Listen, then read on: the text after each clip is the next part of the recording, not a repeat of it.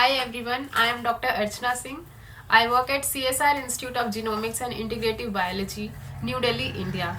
Today I would like to discuss some of the very exciting results that we have published in British Journal of Dermatology.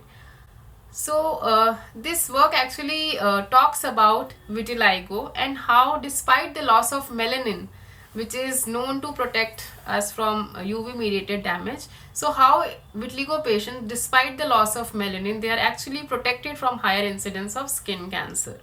So let me quickly take you through the results.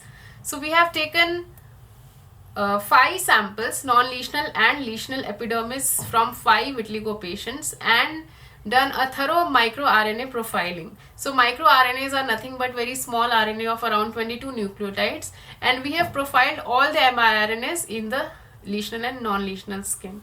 And what we found was that one of the mirs called MIR211 was significantly down-regulated in the depigmented patches or the lesional skin compared to the non-lesional samples.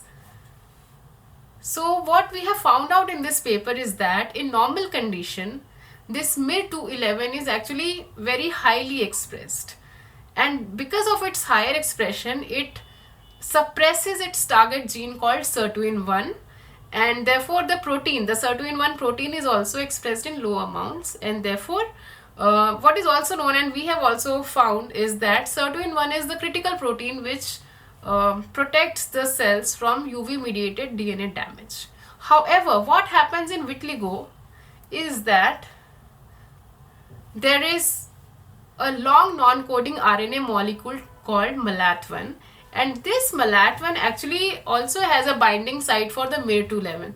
So basically it sponges the MIR211, and what this results in is that the MIR211 is now no longer available to bind to the sirtuin-1 mRNA, and therefore the sirtuin-1 mRNA gets expressed in very high amounts, leading to higher expression of the sirtuin-1 protein as well. And this higher expression of the sirtuin-1 protein protects the keratinocytes from UV mediated DNA damage. So these are the results, and hope you go through the paper which is available on the BJD website. Thank you.